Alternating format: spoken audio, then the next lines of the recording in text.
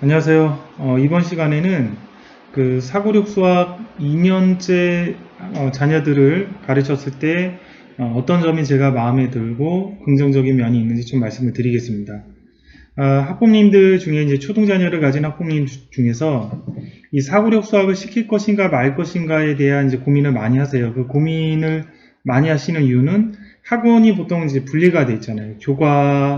교과나 교과 심화 수학을 하는 데가 있고 경시 수학, 교과 심화 수학, 그 다음에 사고력 수학만 하는 브랜드가 있죠. 물론 사고력 수학 하는 데서 교과를 봐주긴 하지만 어쨌든 약간 분리가 돼 있다 보니까 부모님들 입장에서는 만약에 사고력 수학을 시키면 이제 교과 수학은 교과 수학대로 따로 시키고 사고력 수학은 사고력 수학대로 따로 시킨다 이런 생각 때문에 비용도 부담이 되고 그 다음에 또 시간도 뭐 부담이 될 수 있다 이렇게 생각을 해서 고민을 많이 하시는 것 같습니다. 그래서 사고력 수학이 해서 나쁠 건 없지만 이거를 굳이 또 학원의 형태로 보내야 될까 이런 부분에서 좀 망설이시는 것 같은데 일단은 이제 제가 사고력 수학을 2년째 이렇게 가르쳐 보니까 저는 굉장히 만족스럽습니다. 만족스럽기 때문에 제가 추천하는 방식은 책을 사서 집에서 그냥 가르쳐 주시면 돼요. 좀 잘 못하면 쉬운 책을 사시면 됩니다.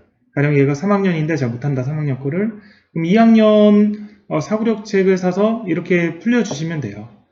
그러면 이제 집에서 이렇게 풀게 되면 보통 이제 제가 시켜보니까 한 1년 과정이 있으면 1년 과정 끝내는데 일주일에 한 두 번 정도 한 1시간? 1시간에서 1시간 반 그러니까 한 번 할 때 1시간에서 1시간 반 정도 일주일에 두 번 정도만 풀려주시면 1년치를 이제 1년 동안 풀 수 있어요. 그러면 이제 평상시 이제 뭐 집에서 1시간에서 1시간 반 정도 일주일에 두 번 정도만 풀려주시면 얘가 이제 1년치를 풀 수 있기 때문에 그러니까 1년치를 1년 동안 풀 수 있다는 거죠. 그 정도 시간 투자를 집에서 해서 사고력 수학을 시킨다면 그리 나쁘지는 않다라고 생각합니다. 부담도 없고요. 물론 이제 이걸 어떻게 가르치냐 이런 생각을 하시는데 저는 이제 제가 말씀드렸지만 저는 이제 뭐 제 자녀들 같은 경우는 사고력 수학뿐만 아니라 일반 교과 수학 같은 경우도 거의 안 가르쳐 줍니다. 그러니까 애들이 내용을 보고 읽고 수수 풀다가 막히는 부분들만 제가 도와주는 방식이에요. 그래서 왜 이런 방식을 추구하느냐라고 하면 저도 이제 이렇게 공부를 해왔고 그리고 이제 공부를 잘하는 학생들 혹은 잘할 수 있는 학생들로 만들기 위해서는 자기주도적으로 할 수 있는 능력치 이렇게 혼자 하는 것이 당연하다라는 것들을 어렸을 때부터 만들어준 게 굉장히 중요하다고 생각합니다. 그리고 실제 저도 이제 대학까지 수학을 전공을 해봤지만 고등학교 수준까지는 혼자서 충분히 할 만합니다. 물론 저도 이제 학원 안 다니고 혼자 해봤고요. 대학교 수학도 좀 어렵지만 혼자서 정리하면서 공부는 할 만하죠. 많이 힘드니까 이제 스터디도 하고 그렇게 하지만 그래서 충분히 혼자서 할 만하다는 걸 제가 알기 때문에 그렇게 시키는 거고 그래서 아이들이 보통 이제 사고력 수학을 하면 책을 펴고 그 내용을 보고 어떤 내용인지 흥미를 가지면서 본인들이 풉니다. 그러다가 모르는 것들은 좀 물어보면 제가 한 번에서 두세 번 정도 좀 도와주고 다 풀었다 그러면 채점해주고 그 다음 틀린 거 고쳐라 하면 지네들 고치고 이렇게 풉니다. 그래서 물론 이제 저는 이제 사고력 수학 교사 자격증을 땄어요. 실제 이제 가가지고 이제 어떤 식으로 이제 지도라 그런 것까지는 따긴 땄지만 굳이 안 따도 부모님들이 해설지가 있으니까 그거 보면서 그 정도는 충분히 할 수 있다고 생각합니다. 그러니까 가르치려고 하지 말고 아이들한테 쉬운 책 보게 하면서 스스로 하게끔 하시면 충분히 부담 없이 사고력 수학을 할 수 있다라고 생각하고요. 제가 이제 그 자녀가 3명인데 첫째는 초등학교 4학년부터 5학년 지금 6학년 올라갔는데 6학년 때도 이제 사고력 수학을 시키고 있고 둘째는 3학년 때부터 4학년까지 했고 이제 5학년 거 사고력 수학을 하고 있고요. 예, 막내 셋째는 초등학교 1학년 거부터 시작해서 2학년 거 끝내고 이제 3학년 거 사고력 수학을 이제 각각 3년씩 각각 2년씩 지나서 3년차씩 세 자녀를 이렇게 시키고 있는데 일단 사고력 수학을 시켰을 때 차이점 뭐냐면 교과 수학보다 사고력 수학을 하는 걸 더 좋아합니다. 재밌어하고 근데 좀 특이한 게 이제 교과만 했던 애들은 이제 사고력 수학 책을 주고 이거 좀 해봐라 그러면 되게 부담스러워하고 하기 싫어해요. 머리 쓰는 거 싫다고. 근데 이제 사고력 수학을 이렇게 스스로 하게끔 이렇게 습관을 들인 학생들은 사고력 수학 하는 걸 더 좋아합니다. 재밌고 뭐 흥미가 있고 이것저것 생각하는 것도 재밌고 그래서 일단 첫 번째 차이점은 사고력 수학이나 이런 다양한 퍼즐형 문제 혹은 뭐 그런 다양한 형태의 어떤 일반 정직한 교과 수학이 아닌 그런 형태의 문제에 대해서 굉장히 흥미를 가지고 두려워하지 않는다. 첫 번째 장점이요. 그 다음 두 번째 장점이 사고력 수학 책을 보니까 굉장히 다양한 주제들이에요. 다양한 뭐 문제, 뭐 시계 문제라든지 뭐 도형, 주사위 문제, 보드게임 문제 여러 가지 내용들을 굉장히 쉽고 재미있게 애들이 이제 할 때 공부하는 것 같이 느껴지지가 않고 그냥 재미있는 어떤 놀이 같은 거 하는 느낌으로 이렇게 자연스럽게 공부하게끔 교재를 구성을 해놨어요. 그래서 그런 다양한 주제들을 굉장히 이제 공부하는 것 같지 않고 스트레스 안 받으면서 쉽게 습득을 한다.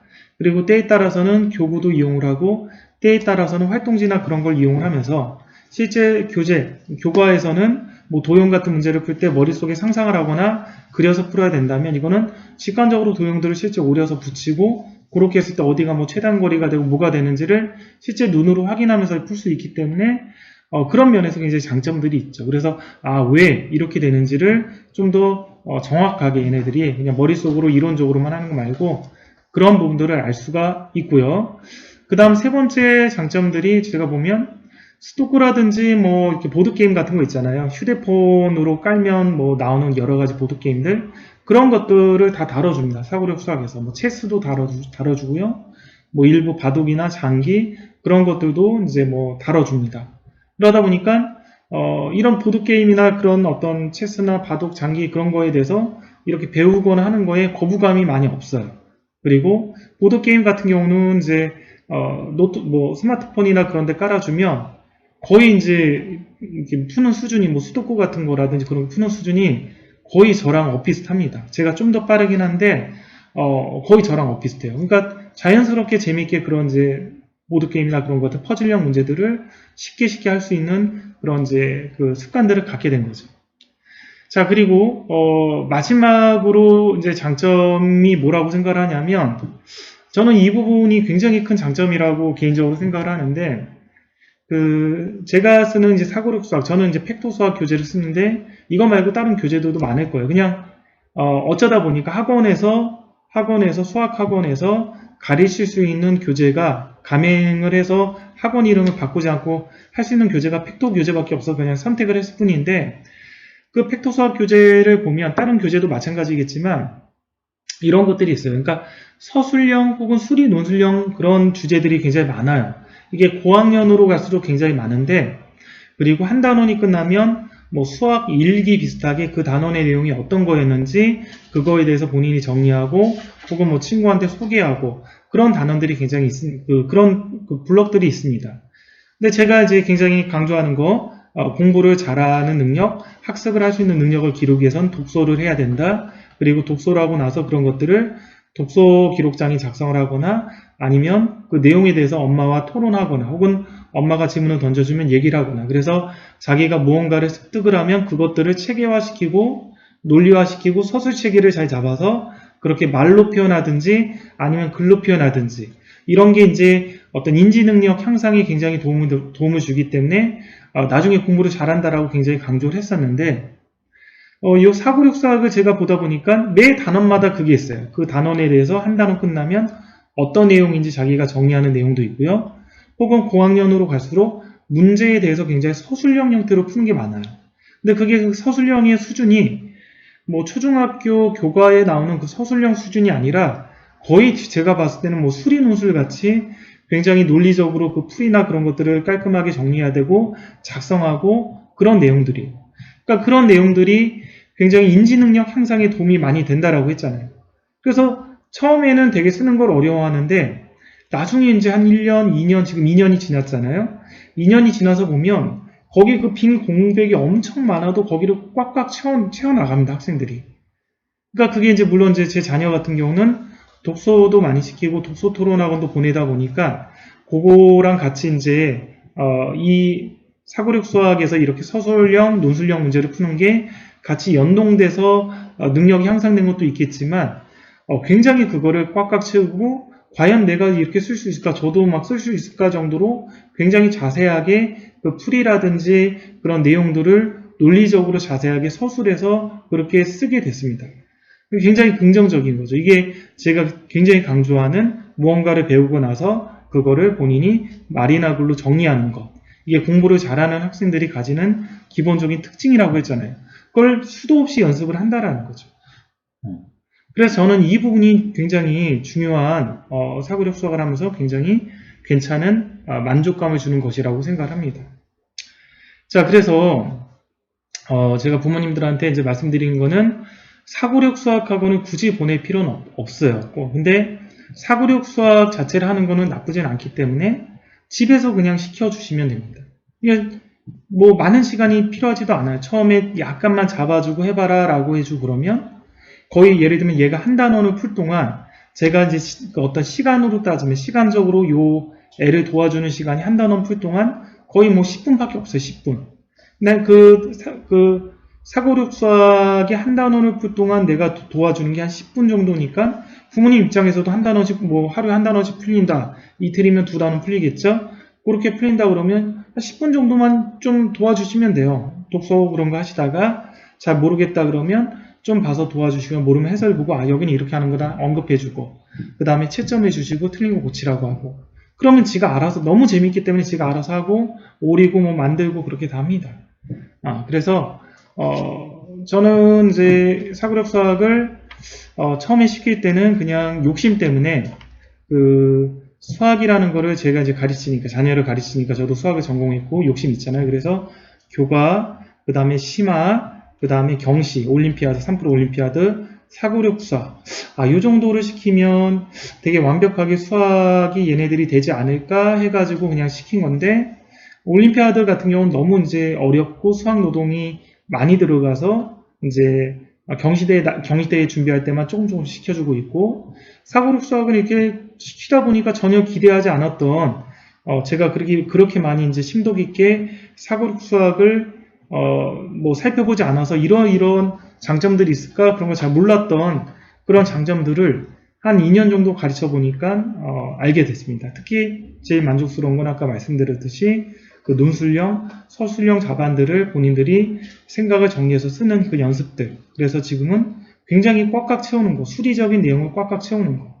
이게 이제 뭐랑 비슷하냐면 제가 이제 고3이나 재수생들 수리논술도 가르치는데 아이들 수리논술 가르치고 수리논술 답안을 쓰라 그러면 되게 못 써요, 학생들이.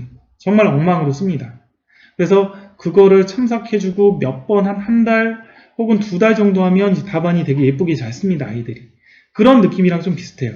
그런 느낌이 비슷해서 벌써 이미 이제 수리논술 답안 정도 수준은 대학교 수준에 그런 문제가 나왔을 때 그 답안을 만드는 틀, 그런 것들은 거의 제가 봤을 때는 사고력 수학 한 2년 정도 하니까 어느 정도 완성이 된 것 같다라는 생각이 드는 거죠.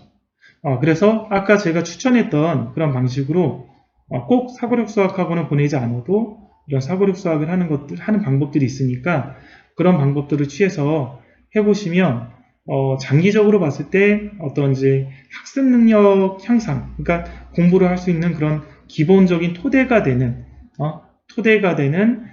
그런 향상, 머리 생각 주머니를 넓게 만들고 그리고 체계화시키고 분류시키고 순서 있게 배열하고 그렇게 나열하고 그런 기본적인 공부를 잘하는 수학적 사고력을 형성하는 데도 굉장히 도움이 된다고 생각을 합니다.